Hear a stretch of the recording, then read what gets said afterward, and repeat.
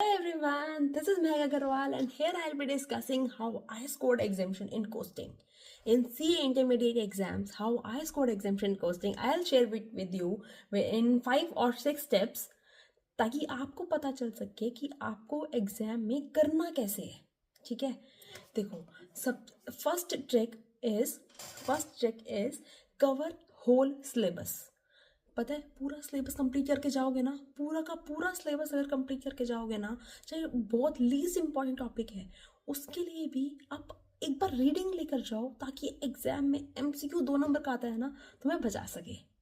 Second step is what I was discussing, notes prepare करो. Last 8 दिन के अंदर आपको, लास्ट 1.5 डे के अंदर आपको कैसे पूरा पूरा सिलेबस आपको कंप्लीट करना है. अगर आप बोथ ग्रुप दे रहे हो फिर तो आपके पास 1.5 डे ही है. ठीक है, अगर आप सिंगल ग्रुप दे रहे हो, मतलब ग्रुप 2 के एग्जाम दे रहे हो सिर्फ, फिर आप कंप्लीट, फिर आपके पास काफ़ी दिन होते हैं कवर करने के लिए कोस्टिंग. ठीक है, क्योंकि कोस्टिंग फर्स्ट सब्जेक्ट है ग्रुप 2 का.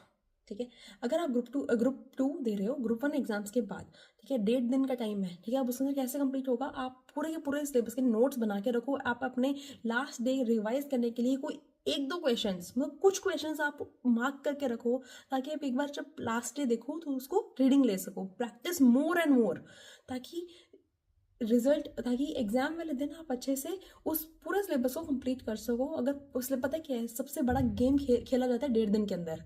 ये अगर आप उस दिन नहीं संभाल पाते हो ना अपने आप को, पूरा सिलेबस अगर सब्जेक्ट नहीं संभाल पाते हो, फिर आपको बहुत ज़्यादा दिक्कत होती है. ठीक है, तो मेन स्टेप तो यही है कि आपको सिलेबस आपको कंप्लीट करना ही करना है और आपको नोट्स प्रिपेयर करना है. Third most important is at least 2 full syllabus mock test देकर जाओ. At least 2 you have to give full mock test. ठीक है, ताकि 3 आवर्स का टाइम लगा के 2 to 5 जिस टाइम आप एग्जाम में बैठने वाले हो, 2 to 5 का टाइम लेकर आप पूरा का पूरा मॉक टेस्ट परफॉर्म करो ताकि आपको पता चले कि आप कौन सा क्वेश्चन किस टाइम ड्यूरेशन के अंदर कर सकते हो.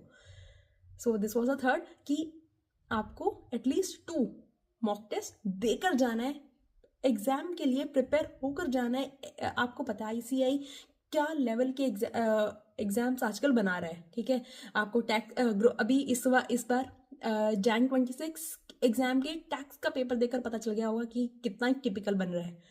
तो अटेम्प्ट बाय अटेम्प्ट ICAI सारे सब्जेक्ट्स को टिपिकल ही बना रहा है.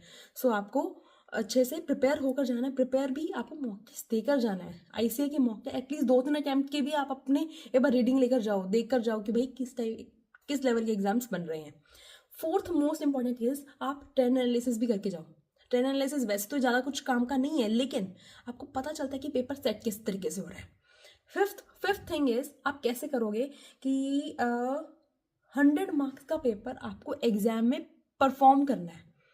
ठीक है, उस 3 आवर्स के अंदर स्टार्टिंग से स्पीड मेंटेन करके रखोगे ना और आप अच्छे से प्रिपेयर्ड हो गए तो आप 3 आवर्स में अपना एग्जाम क्लियर, पूरा एग्जाम आप लिख लोगे. ठीक है, 3 hours is enough time to go for costing. ठीक है, मैंने तो यही किया था, मैंने यही 5 स्टेप फॉलो किए और मेरे 66 मार्क्स आए हैं भाई कॉस्टिंग में. ठीक है, कॉस्टिंग आई थिंक एक सब्जेक्ट वैसे ही माना जाता है कि आप उसमें इजीली एग्जाम्शन स्कोर कर सकते हो और ये काफ़ी अच्छा रहता है कि आप पूरा ग्रुप क्लियर करने के लिए आप एटलीस्ट एक सब्जेक्ट में आपकी अगर वो एग्जाम्शन आ जाती है तो आप इजीली क्लियर कर लेते हो एक ग्रुप्स.